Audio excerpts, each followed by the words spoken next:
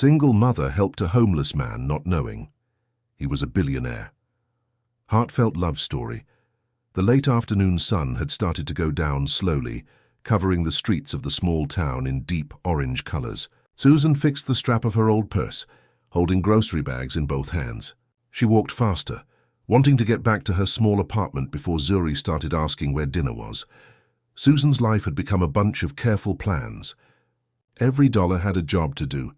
Every minute had to stretch to do twice the work. Between her jobs at the restaurant and the cleaning job she did in the evenings, being tired had become normal for her. Still, she never let herself look weak in front of Zuri. Her daughter deserved happiness, love, and the feeling that their tiny, messy home was still safe. At 28, Susan carried herself with the strength she needed to have, but the tiredness showed. Her hands had small cracks from dish soap and strong cleaners. Her hair, once styled every day, was now often pulled into a quick bun. But even when tired, there was a quiet beauty about her. One she never saw, though others sometimes did. It was on this evening, as the air felt like rain might come, that Susan first saw him. Joel Talley sat on the edge of the sidewalk outside the corner bakery, a hood pulled low over his face, his clothes rough and wrinkled. To the world, he was just another homeless man, shoulders bent forward, hands tucked into his pockets as if trying to stay warm from a cold only he could feel. His beard was several days without a trim, his shoes worn almost through the bottom. The truth was, Joel was not poor or helpless.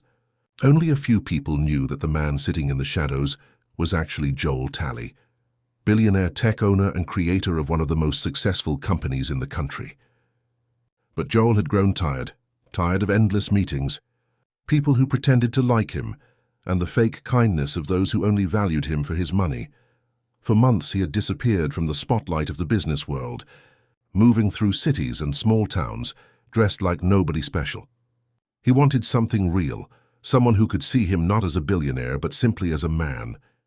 And so he sat there silently watching people pass by, waiting for the moment when fate might step in. Susan noticed him as she passed the bakery. He looked up briefly and she caught his eyes, blue-gray, surprisingly sharp even beneath the tired shadows. Most people didn't make eye contact with homeless people. But something about his look stayed with her. She slowed her steps. Her first thought was practical.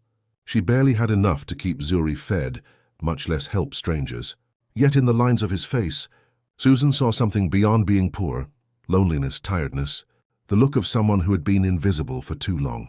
She breathed out, half annoyed with her own soft heart, and set her grocery bags down.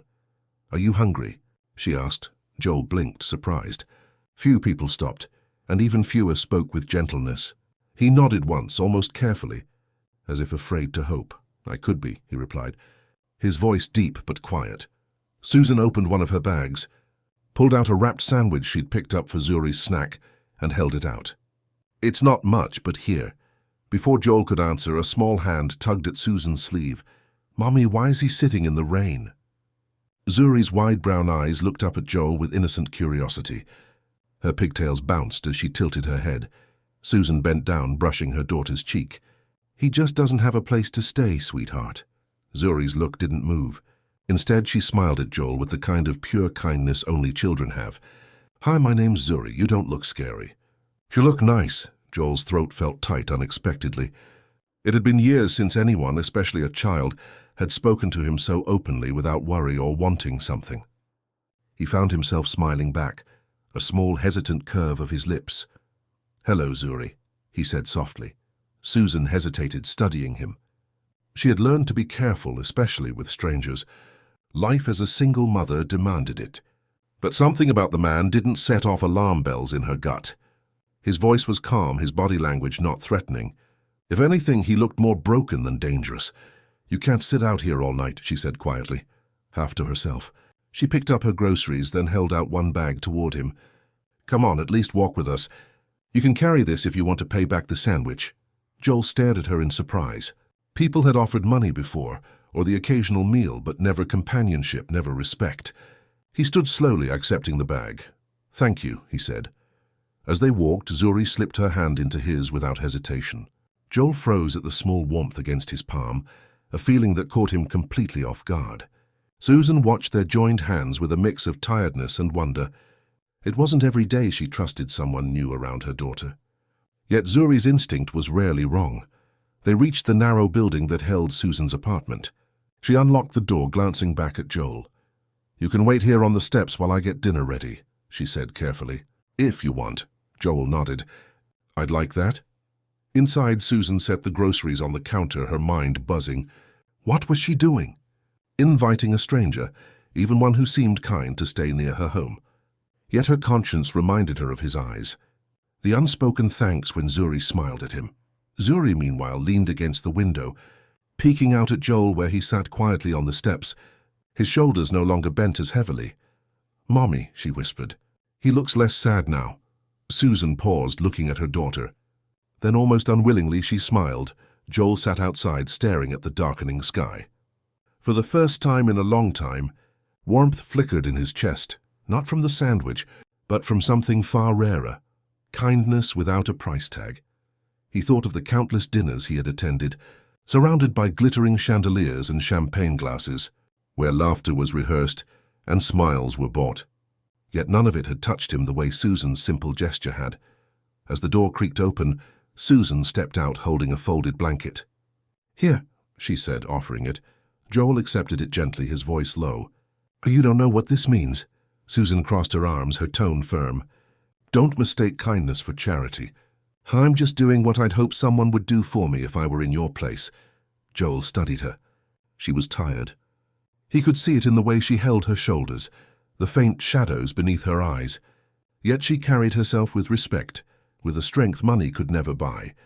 He wanted to tell her everything, that he wasn't truly homeless, that he had the power to change her life with a single phone call. But instead he said only, "My name's Eli." Susan raised an eyebrow. "Eli, huh?" He nodded, choosing the name as protection. For now the truth would have to wait. Later that evening, as the rain began to tap on the roof, Joel remained on the steps, wrapped in the blanket. Through the thin walls of the apartment he heard laughter. Zuri's giggles, Susan's softer chuckle following behind. It struck him like a memory of a world he had never truly lived. Inside, Susan tucked Zuri into bed. The little girl's last words before sleep were simple. "Don't let Eli be lonely, Mommy." Susan stayed at the doorway, her heart pulling. When she finally stepped back outside, Joel looked up at her, rain glistening in his hair. She sat beside him on the step, the silence between them oddly comfortable. "Why are you really here?" she asked quietly. Joel hesitated, searching for words that weren't lies but didn't give away his secret. "I guess I'm looking for something," he said at last. Susan turned her head, meeting his gaze. For a moment, the world narrowed to the space between them. The tired mother, the man with a hidden past, and the fragile beginning of something neither of them could yet name. Joel's thoughts echoed with surprising clarity. Maybe this is what I've been searching for. The next morning, Susan woke up before dawn, as she always did, quietly pulling on her uniform. The restaurant's breakfast rush waited for no one, least of all a single mother juggling bills and a restless child. She walked softly across the apartment, careful not to wake Zuri. When she opened the front door, she stopped short. Joel was still there. He sat on the steps. Blanket wrapped around his shoulders, head bowed in sleep. His hair was damp from the night air, and yet he looked peaceful, as if this hard step outside her door had been the most restful place he'd known in a long while. For a moment, Susan just watched him. Something about his presence unsettled her, though not in the way a stranger normally would.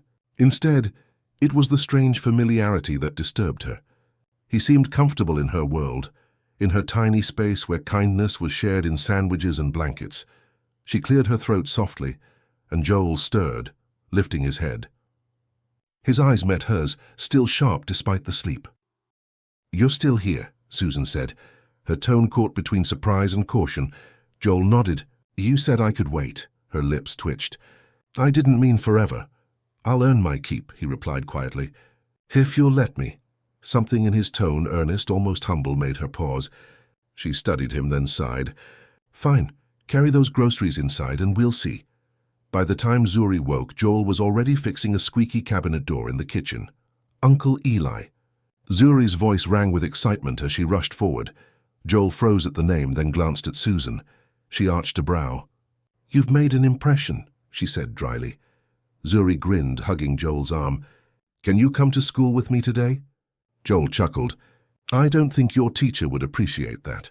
But from that day on, Joel became a regular part of their lives.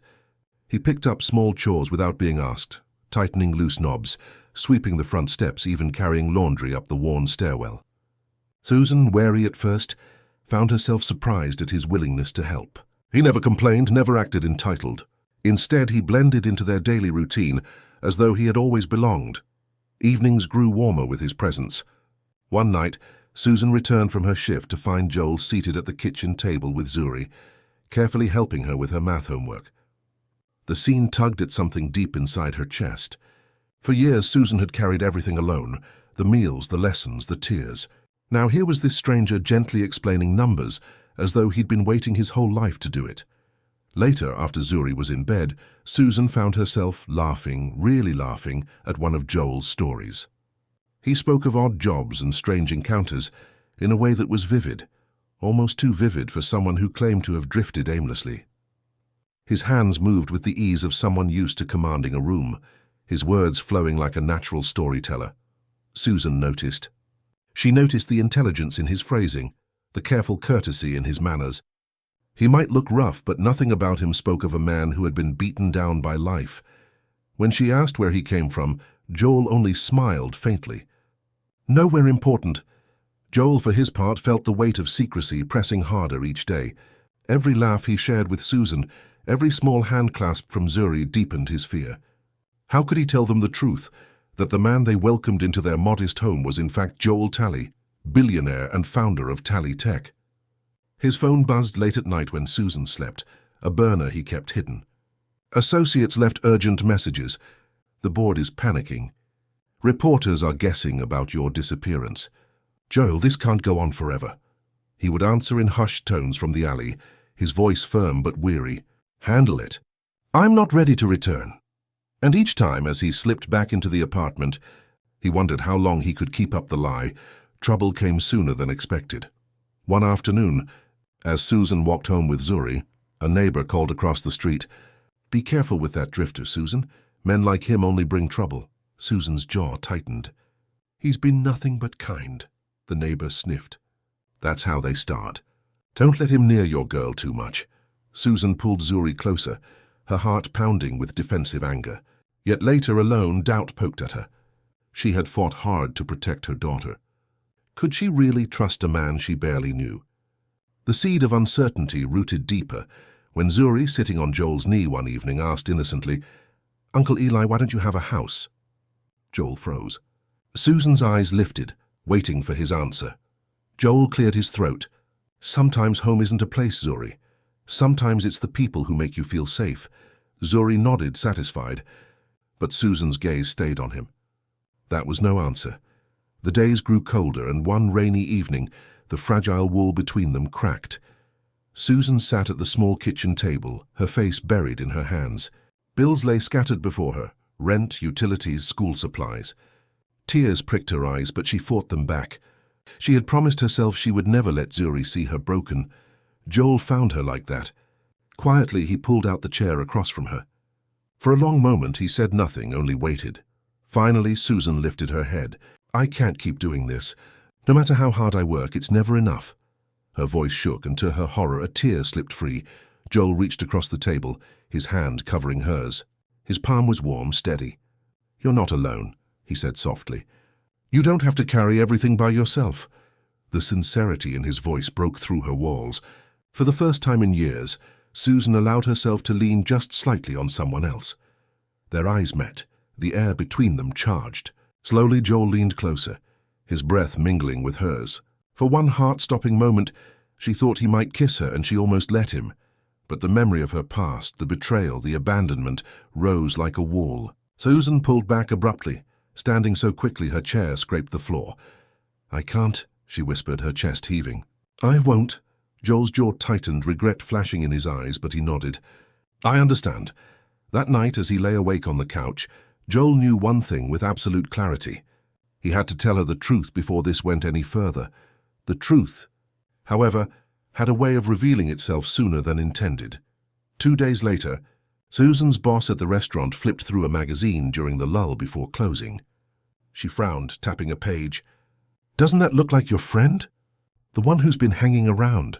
Susan leaned over reluctantly. Her breath caught. There on the glossy page was Joel, clean-shaven, impeccably dressed, standing beside industry leaders at some gala. The caption read, "Joel Talley, billionaire tech visionary, rumored to be stepping back from the company he founded." The words blurred as Susan's heart pounded in her chest. Joel Talley. She heard again the neighbor's warning, the evasive answers, the mysterious phone calls. Her stomach twisted. When she returned home that evening, Joel was waiting by the door, his expression softening when he saw her. But Susan couldn't meet his eyes.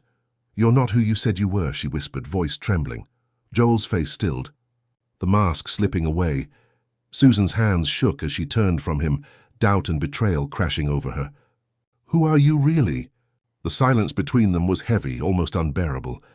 Joel stood frozen, knowing the moment he had dreaded had finally come. Susan, heart racing, could barely breathe around the storm of questions that threatened to unravel everything they had begun to build. Susan's world tilted beneath her. The glossy image of Joel Talley, the billionaire, flashed in her mind like a cruel joke. All the nights he had slept on her couch, all the meals she had shared with him, all the moments she had allowed him into her life, had it all been a lie? When she confronted him, the words spilled out in a rush. "Who are you really?" she demanded, her voice breaking. Joel stood frozen in the dimly lit kitchen, his hands at his sides. His expression was not defensive, not angry, but weary. He drew in a breath, and for the first time since he had entered her life, the mask fell completely. "My name is Joel Talley," he said quietly. "I'm the founder of Talley Tech. The magazines call me a billionaire. But to you, I've just been Eli." Susan flinched as if the name itself had betrayed her. He stepped forward, his voice roughened by honesty. "I didn't lie to hurt you. I hid because I needed to know if someone could see me for who I am, not what I own. The world has treated me like a walking wallet for so long, Susan. And then you," his voice cracked, "you saw me. You gave me kindness when I had nothing to offer in return." Tears stung Susan's eyes, but anger blazed stronger. "Kindness, Joel. I gave you food when I could barely feed my own daughter. I offered you a blanket when I couldn't even afford a new one for myself. And all the while you—" She broke off, her voice trembling. "You let me believe you had nothing." Joel's eyes pleaded with hers. "Because I needed to know it wasn't about money. I swear I never wanted to make you feel used. Every smile, every laugh we shared, it was real." But Susan's heart had hardened. She wrapped her arms around herself, the sting of betrayal cutting deep. "You played with my life like some experiment. You watched me struggle while you sat on a fortune. That's not love, Joel, that's cruelty." Her words hit him like blows. He bowed his head, unable to deny her pain. "I won't let you near Zuri again," Susan whispered. "I won't risk her heart the way I risked mine." And with that, she turned from him, her tears falling freely now. Joel stood rooted in place, the hollow ache in his chest deeper than any loss he had ever known. The days that followed were heavy with silence. Susan avoided the restaurant gossip, avoided the neighbors' curious stares. At home she tried to smile for Zuri, but her daughter's innocent questions pierced her like knives. "Where's Uncle Eli? Why hasn't he come back?" Susan forced a steady voice. "He won't be visiting us anymore, sweetheart." Zuri frowned, her small face crumpling. "But he promised to read me another story." Susan looked away, her chest tight. Sometimes people make promises they can't keep. Yet deep down, she knew Joel had never broken a promise to Zuri. That truth unsettled her more than anything. Meanwhile, Joel wrestled with despair. He returned briefly to the world he had left behind, the polished boardrooms, the eager faces of lawyers and investors. But the hollow applause, the endless figures on spreadsheets rang emptier than ever. For the first time, Joel didn't want power. He didn't want the empire he had built. He wanted Susan. He wanted Zuri's laughter echoing in the small kitchen, Susan's tired smile softening into trust. But he also knew he had broken something fragile, perhaps beyond repair. So he did the only thing he could. Quietly, without fanfare, he arranged for Susan's debts to be cleared.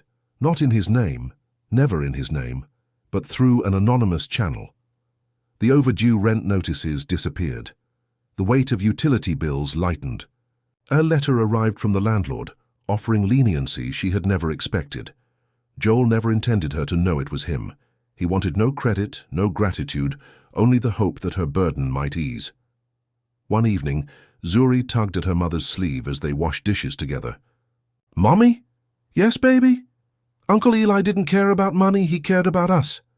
Susan froze, her hands slick with soap, her throat tightening. Out of the mouths of children, the truth was sometimes clearest. Joel had never once shown off wealth. He had never acted superior, never treated her with anything but respect. Even when he had nothing to gain, he had stayed fixing cabinets, helping with homework, holding her hand when she wanted to cry. Susan dried her hands slowly, her heart pounding. Maybe he had lied, but had everything between them been a lie? The next morning, she made a decision.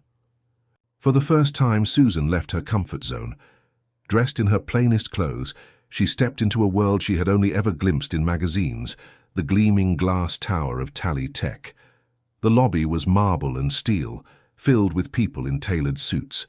She felt impossibly small, but she forced herself forward. "I need to see Joel Talley," she told the receptionist, her voice steady. The woman arched a brow. "Do you have an appointment?" "No," Susan admitted. "But tell him Susan is here. He'll understand." The receptionist hesitated, then picked up the phone. Minutes later, two men in dark suits escorted Susan to the top floor. The office was vast, lined with glass that overlooked the city. Joel stood at the window, his silhouette stark against the skyline. When he turned and saw her, his expression shifted from surprise to disbelief. "Susan," he breathed. She stood there, her heart in her throat. "I don't want your money," she said quickly. "I don't want your empire. I just want the truth." Joel crossed the room, stopping just short of her. His eyes searched hers, raw and unguarded. "The truth is, I would walk away from all of this." He gestured at the towering office, the wealth surrounding him. "If it meant having you and Zuri." Susan's breath caught. "You'd give it all up?" "In a heartbeat," Joel said. "Because none of it matters without you. I don't need to be a billionaire. I just need to be the man who carries your groceries and helps Zuri with her math homework." His words struck something deep within her. For days, she had tried to convince herself he was just another liar. But looking into his eyes now, she saw no pretense, no arrogance, only truth. Susan's voice trembled. "If I let you back in, it has to be without lies. No more secrets." Joel nodded, his expression fierce with sincerity. No more secrets. Only partnership. Only us. Silence stretched between them, heavy with possibility. Then Susan stepped forward, closing the gap, and for the first time she let herself fall, not into fear, but into trust. Joel's arms wrapped around her, holding her as though he would never let go. Later, when they returned to the little apartment, Zuri's squeal of delight filled the air. "Uncle Eli!" she cried, rushing into his arms. Joel swung her up, laughter breaking free from his chest. Susan watched them, her heart swelling with something she had thought lost forever, hope. They ate dinner together that night, not in a grand dining hall, but at the same small table that had borne their laughter and tears. Joel didn't speak of stock markets or wealth. He spoke of dreams, dreams of family, of laughter, of building a life not on riches, but on love. Susan realized then that true love wasn't about what someone could give you. It was about who they chose to be when stripped of everything else. And Joel had chosen to be hers. In the weeks that followed, their bond only deepened. The townspeople, who once whispered suspicion, now watched with quiet awe as Joel, the billionaire who could have had the world, knelt to fix a neighbor's broken fence, carried groceries for elderly women, and walked hand in hand with a single mother and her daughter. For Joel and Susan, wealth no longer defined worth. Love did, sacrifice did, truth did. And as Zuri nestled between them one evening, her small hands clasped in theirs, Susan finally allowed herself to believe they were a family now. A family, born not of fortune but of faith, kindness, and the courage to see beyond appearances. True love is never about what you have. It's about who you are when all else is stripped away. The chandeliers sparkled like stars above the grand ballroom, but Susan felt as though all the light in the world was already in her heart. She stood, at the center of it, her hand nestled in Joel's, her engagement ring glinting like a promise she could finally believe in. The room had been transformed into something out of a dream. Cascading white roses decorated the tables, their sweet smell mixing with the soft notes of a string quartet tucked in the corner.